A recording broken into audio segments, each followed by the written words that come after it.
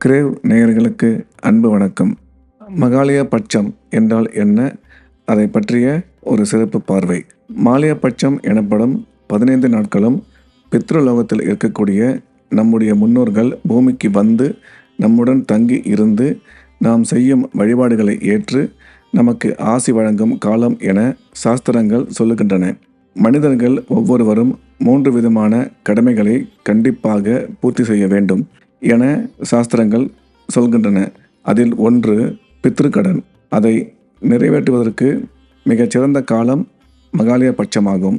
மகாலய பட்சத்தின் 15 நாட்களும் நம்முடைய முன்னோர்கள் நம்முடனே பூமியில் தங்கியிருப்பார்கள் என்பதால் இந்த நாட்களில் நாம் செய்யக்கூடிய ஒவ்வொரு காரியமும் மிக முக்கியமானதாக சொல்லப்படுகிறது. இந்த நாட்களில் முன்னோர்களுக்கு இறைக்கும் தண்ணீர் அவர்களின் தாகத்தை தணிப்பதாகவும் எல் கலந்த அன்னம் அவர்களின் பசியை போக்குவதாகவும் சொல்லப்படுகிறது. பித்ருக்களின் அருளை பெறுவதற்குரிய மிக முக்கியமான காலத்தையே மகாலய பட்சம் என்று கூறுகிறோம். மாலய பட்சம் என்றால் ஒன்று சேருதல் என்று பொருள். அதாவது பித்ருலோகத்தில் உள்ள நம்முடைய முன்னோர்கள் அனைவரும் ஒன்று சேர்ந்து பூலோகத்துக்கு வந்து நமக்கு ஆசி வழங்கக்கூடிய காலமாகும். நம்முடைய முன்னோர்கள் பித்ருலோகத்தில் இல்லாமல் நமக்கும் இந்த பூமியில் இருக்கும் அனைத்து ஜீவராசிகளுக்கும் ஆசி வழங்குவதற்காக பூமிக்கு வந்து நம்முடன் தங்கி இருந்து நாம் செய்யும் தான தர்மங்கள், வழிபாடுகள், தர்ப்பணம், சிரார்த்தம் போன்றவற்றை நேரடியாக ஏற்றுக்கொண்டு நமக்கு அருளை வழங்கும் 15 நாட்கள் கொண்ட காலத்திற்கு மாலய பட்சம் என்று பெயர்.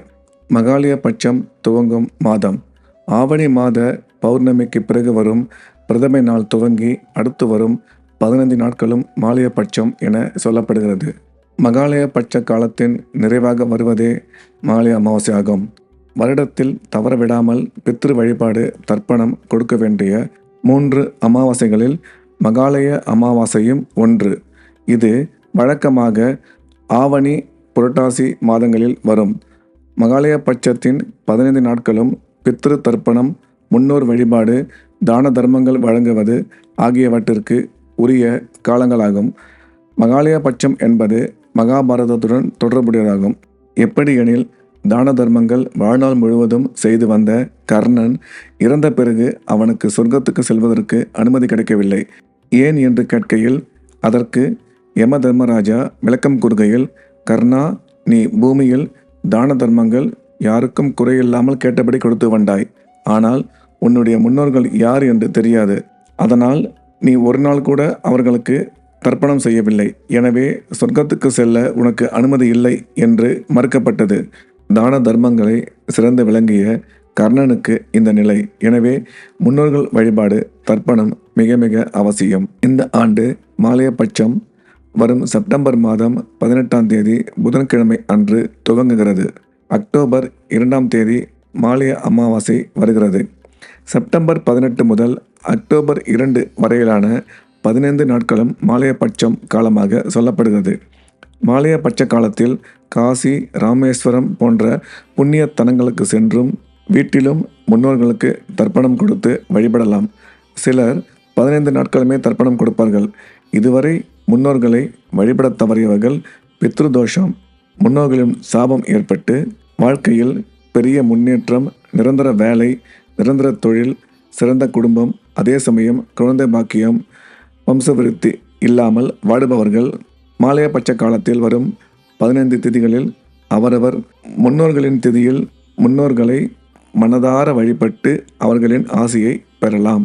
மேலும் திதி தெரியாதவர்கள் மகா பரணி, மத்தியாஷ்டமி, துவாதசி, மாலய அமாவாசை ஆகிய எந்த நாட்களில் பித்ரு காரியங்களை செய்யலாம். இதன் மூலம் உரிய ஆன்மாக்களுக்கு இந்த பலன் சென்றடையும். இந்த வருட மகாபரணி பரணி நட்சத்திரம் செப்டம்பர் மாதம் 21ஆம் தேதி புரட்டாசி மாதம் 5ஆம் நாள் சனிக்கிழமை அன்று. அதே போல இந்த வருட மத்தியாஷ்டமி செப்டம்பர் மாதம் 25ஆம் தேதி புரட்டாசி மாதம் 9ஆம் நாள் புதன்கிழமை. மேலும் இந்த வருட துவாதசி செப்டம்பர் மாதம் 29ஆம் தேதி புரட்டாசி மாதம் 13ஆம் நாள் ஞாயிற்றுக்கிழமை. மகாலய அமாவாசை அக்டோபர் மாதம் 2ஆம் தேதி புரட்டாசி மாதம் 16ஆம் தேதி புதன்கிழமை ஆகிய நாட்களில் முன்னோர்களின் வழிபாடுகளை கொண்டு அவர்களுடைய சாபம் விலகி நல்வாழ்வு பெற்று அனைவரும் சந்தோஷமாக வாழ வேண்டும். மகாலய பட்சம் ஆரம்ப நாளான செப்டம்பர் மாதம் 18ஆம் தேதி முதல் அக்டோபர் மாதம் 2ஆம் தேதி வரை தினமும் வரக்கூடிய 15 திதிகளின் பலன்களை நமது கிரேவ் ராசி பலன் நிகழ்ச்சியில் ஒளிபரப்பாகும். எல்லா புகழும் திருச்செந்தூர் செந்திலாண்டவர்க்கே. அங்காள பரமேஸ்வரி திருவடிகளையே சரணம். வணக்கம்.